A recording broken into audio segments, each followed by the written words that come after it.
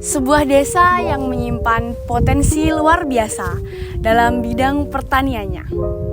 Dengan tanah yang subur, iklim yang mendukung, serta kerja keras para petani, desa ini mampu menghasilkan beragam buah, salah satunya yakni melon.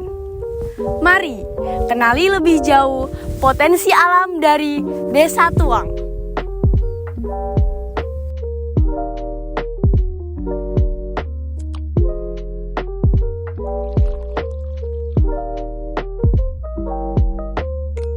Awal mulanya yang jelas itu Mbak, petani itu ingin pendapatannya ingin lebih. Kalau nanam padi itu kan ya bisa dikatakan monoton, dalam arti ya segitu aja sih. Tapi kalau nanam melon itu mungkin hasilnya bisa 2 kali lebih dari hasil padi.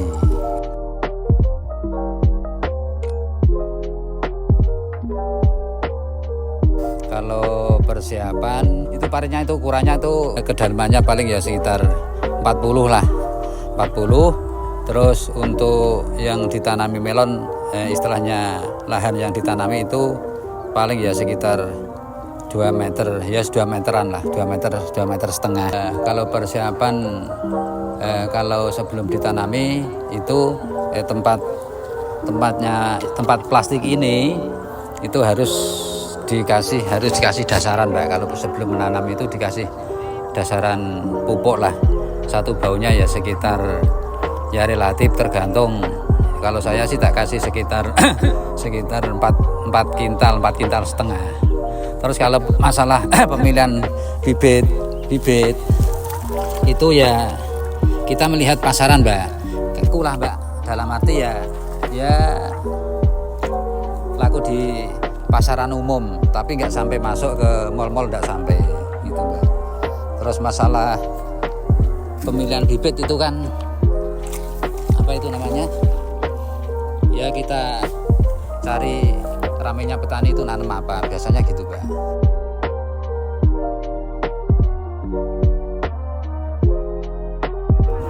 Untuk jenis pupuk, kalau untuk yang pupuk dasar itu kita dasari pupuk urea, pupuk Posca sama TS sama SP Mbak.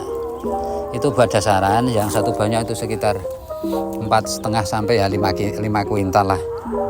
Terus kalau setelah dikasih dasaran ditutup sama plastik, lalu terus bibitnya ditanam Mbak.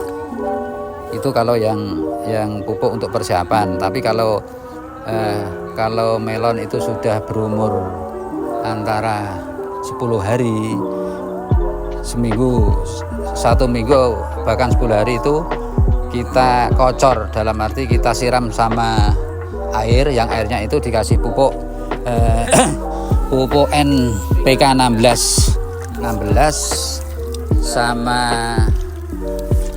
KNO merah untuk pertumbuhan. Itu nanti kita campur ya sesuai ukuran, terus lalu kita siramkan ke satu persatu tanaman.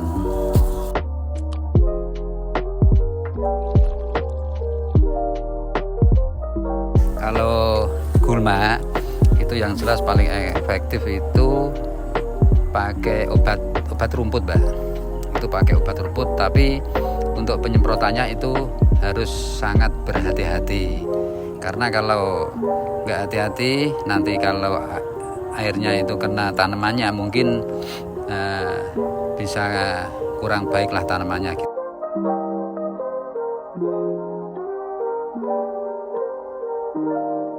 Kalau tanahnya itu memang melon itu kan ndak harus di tempat yang basah kan, ndak harus di tempat yang kering. Kalaupun tanah basah, kalau kita bisa menggali, kita tinggikan mungkin dataran yang untuk ditanami, mungkin itu lebih bagus.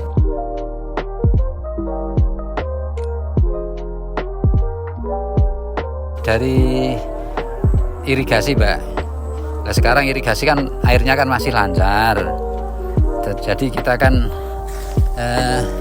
nanam melon itu ya memang butuh air tapi nggak begitu banyak Mbak. Sedikit-sedikit juga sudah berani kalau tanaman melon itu.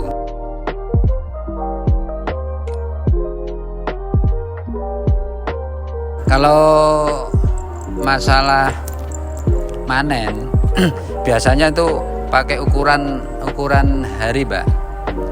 Melon itu umurnya kan 60 hari.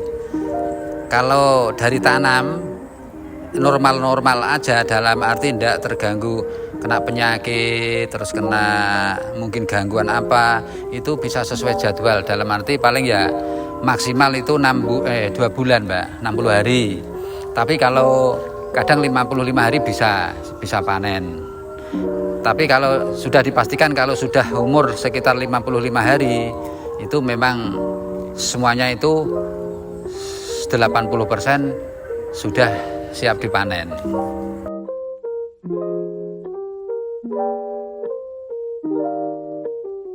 Kalau nanam melon itu yang paling pas itu di musim seperti ini Mbak. April, Mei, Juni, ya sekitar di bulan itu Mbak. Menghadapi musim kemarau lah, itu biasanya bagus.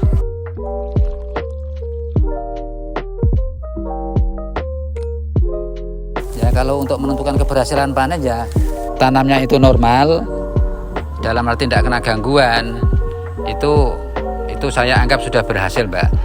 Berhasil dalam arti berhasil untuk membuat tanaman itu bagus dan membuahkan buah-buah yang bagus.